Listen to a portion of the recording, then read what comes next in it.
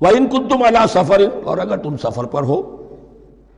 وَلَمْ تَجِدُوا كَاتِبًا، اب وہاں کوئی لین دین کا معاملہ ہو گیا، قرض کا ہو گیا، کاتب کوئی ہے نہیں،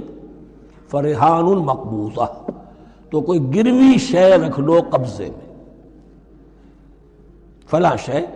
آپ کے قبضے میں رہے گی، آپ اتنے پیسے مجھے دے دیجئے، میں جب یہ واپس کر دوں گا اپنی چیزیں آپ میری چیز مجھے لوٹا دیجیے، یہ رہن ہے مقبوضہ۔ لیکن رہن سے کوئی فائدہ اٹھانے کی اجازت نہیں، وہ سود ہو جائے گا۔ اگر مکان رہن رکھا گیا ہے قبضہ تو ہوگا اس کا،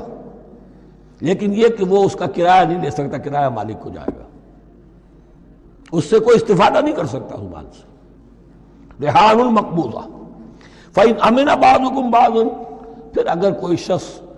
اب اطمینان کرتا ہے اور اعتبار کرتا ہے تم میں سے بعض کسی بعض کا، فَلْيُوَدِّ الَّذِي اُؤْتُمِنَ أَمَانَتَهُ، تو اب چاہیے اس شخص کو کہ جس کے اوپر یہ امانت آئی ہے، اگرچہ اس کے پاس رہن دینے کو کچھ نہیں تھا، یا یہ کہ دوسرے بھائی نے اس پر اعتماد کیا اور اس کی وجہ سے کوئی شے رہن نہیں لی، تو اب اس سے کوئی غلط فائدہ نہ اٹھائے، وہ گویا کہ اس کے پاس جو اس نے قرض لیا امانت ہے، اس کے پاس وہ امین بنایا گیا ہے۔ فَلْيُوَدِّ الَّذِي اُؤْتُمِنَ أَمَانَتَهُ، کہ اپنی امانت واپس لوٹائے، وَلْيَتَّقِ اللَّهَ رَبَّهُ، اور ڈرے اللہ سے جو اس کا رب ہے۔